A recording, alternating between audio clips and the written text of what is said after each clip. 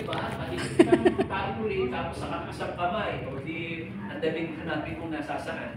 Ano po yung ginagawa ko sa sobrang dami. Lalo na kung nanalo kami sa Vietnam, kami po ay 900. Grabe na, ano? Pagkakadami. Ano po? So, yan po ang international teams. At yung napanood po natin kanina, ito po ang ating National Director, Pastor Gani Sison. Kaya nga po, at yung po ating pagbimisyon may, mamiyan po naman hindi live, ano, hindi FB live, ano lang, cellphone na po. Sige po. Bawal po kasi mag-FB live. Ano, baka hindi na umatid ng Access One, manood na lang noong live FB live. Ano. Okay po. Hindi, baba na po. Pero ano po, pwede kayo mag-record. Pwede naman. So ito po yan, ano, yan po yung ating international teams. Sa biyaya na po, sige po, pakitaas pa rin kapatid.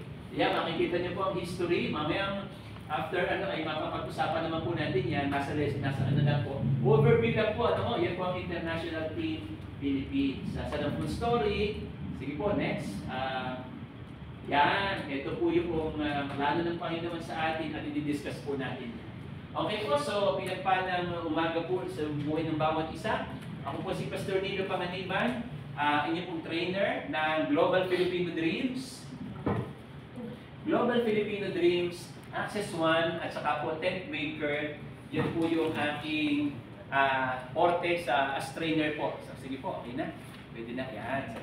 As trainer po ng international teams, ito po yung aking forte. Ano, kahit po, kaya ako kahit nakapikit, nakamulat, ano mo, ay medyo, yun na po ang aking ginagawa for almost 5 years.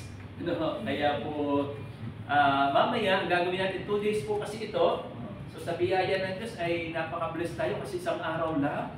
Tapos pwede na lumipad ng ibang bansa. Pwede na po, ano ho. Napakita yung iba. Hindi, mamaya po, maunawaan nyo. Maunawaan nyo yung plano ng Diyos sa atin as a Filipino. Okay po. So, okay mag-alala. Sino po ang naitulak lang pag-attend dito? Uy, attend ka, hindi pwedeng hindi. O, sabi na, meron. Sino nga po? Dito, tatohanan na magtaas ng kamay. Sige nga po, wala pong ano mo, hindi naman kayo papagalitan ni Pastor. Wala natin ba kayo lahat?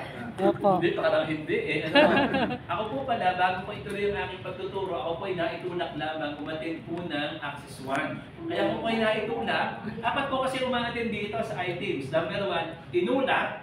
Number 2, tuliro. Number 3, tulala. And number 4, tinawag. Ayun. Ano ha? Yung kung tinulak o umattend ka, ako po'y walang balak mag-vision. Alam niyo kung bakit? Ay napakamahal naman. Diba? Kasi laki ng gastos yung passport, ano pa? Travel tax. Ano pa? Ano pa ho? Bank account, visa, ano? Ay pag kinumpit mo yun, pamasahe na sa aeroplano, pagkain tira, pag kinumpit mo yun, ay kayo ganda ako mag-mission. To be honest, yan ang aking ano ho. Yung aming pastor, siya po aming district pastor, sabi niya, lahat ng pastor ng aming Christ the Living God Fellowship sa buong Cavite, dapat kayo umattend ng Access One. Kaya lang ako umattend dahil sa obedience, pagsunod. Kaya tawag doon naitulak. Kaya umami na yung mga naitulak dyan. Ako po yung naitulak. At pagkatapos, ako na rin po yung tuliro. Bakit po tuliro? Pag pinag-uusapan na yung gastos, ito yung mga gastos, ay saka compute ko, ako'y natutuliro na, may gunamit na akong ito. Sabi din ako, parang mahirap-hirap itong napasok ko. Kaya pwede pa kayong umuro, kaya tama yung inyong ginawa. Napasubo. Obserbahan nyo muna. Baka na mali ang inyong napasok. Pagkatapos, yung tulala, kasi yung speaker, si Pastor Gani, yung aming trainer nung panahon yun, grabe, sabi niya, sino papunta ng Canada, America, Australia? Sabi ko, hindi ako pa ako sa Baguio. Hindi ko pa ako sa Mindanao. Hindi ko pa ako sa Bacolod. Di ba, hindi aeroplano yan? Hindi ko pa napupuntahan. Hindi ko pinag-uusapan. Australia, America, Canada. Mas lalo pa. Sabi ko, matutulala ka. Yun. Kaya ako po yung umattend, ako'y tinula, tuliro, tulala. Dito po pinag-usapan po natin ang mga bansa-bansa. Basta nung kayo nag-Thailand, Thailand lang kayo, wala na kayo pinuntahan, di ba? Di ba? Unang labas niyo, Pastor, sa iTeams? iTeams po. Sa iTeams po, sa iTeams? Thailand na. Thailand. Hindi na. Okay. Pag po kayo ay lalad yung mga bansa niya, pinuntahan ninyo. Lalo't yung mga access, yung kayo tapos sa access to, talaga naman payag ako ang mga missionary. Kung nga, discount. Ayun, okay. So ngayon po ay didiscuss natin sa inyo na hindi po kayo tulala, tulirot, tinula, kundi tayo po yung number 4. Tayo po yung tinawa.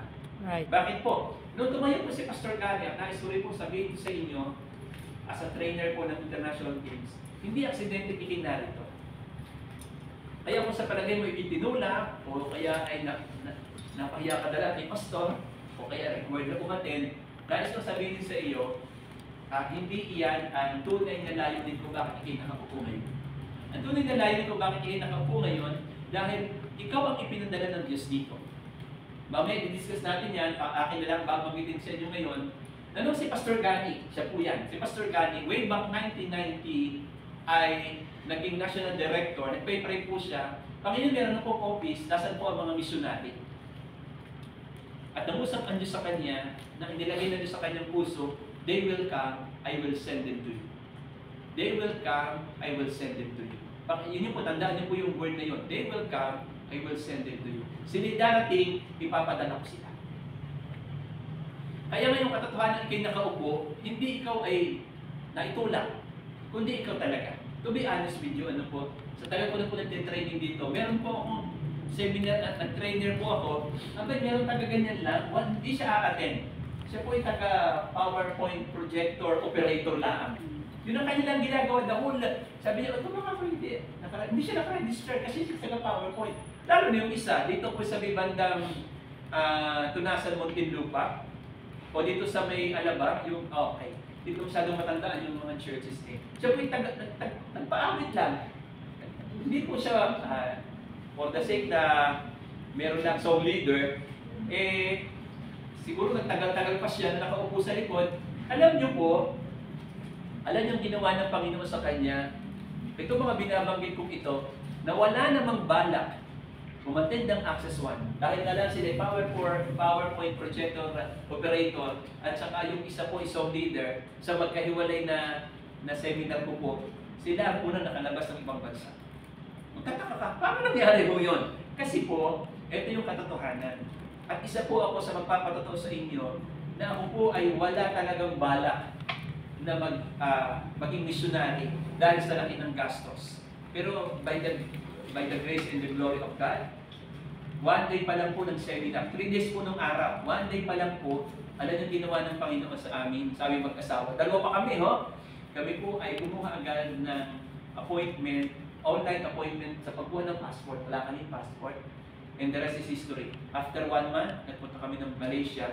At para sabihin ko po sa inyo, nakalabing-3 bansa na po ako na pinandalhan ng Diyos sa akin. At by the grace of God, this coming October, papunta po ako ng South Korea. At November, dapat po kasi October, papunta na ako ng Canada. May nag-offer pastor ng South Korea. Praise God. Mamaya ko ipapatuto yung mga himala ng Panginoon. Pagkatapos November, punta po ako ng Canada. And the rest is history. Anong ibig ko sabihin yun? Bakit ko sinasabing 13 bansa na ako na medyo may kaunting yabang na pupunta ng Canada? Gusto ko kasing makita sa inyo na wala po akong kabalak-balak mag-mission. Pero nung naunawaan ko ang plano ng Diyos sa mga Pilipino at sa buhay ng bawat isa, glory to God.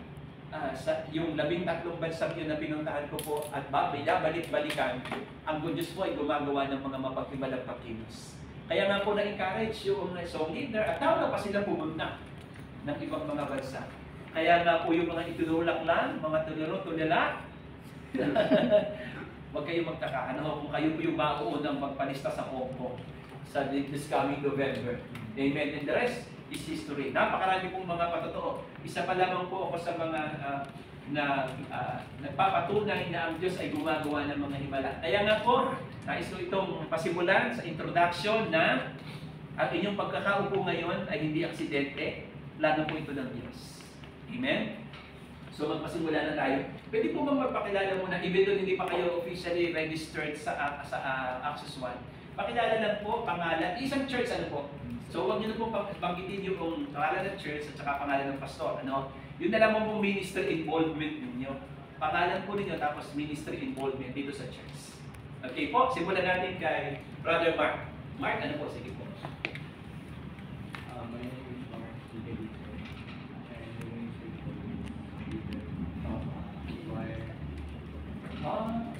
Pero teacher din po ang profession sa ano? Hindi. Estudyante ko lang. Estudyante pala. Paano ko yung professor na ng ano? So, yun din po. Next. Kuya Mark. Okay.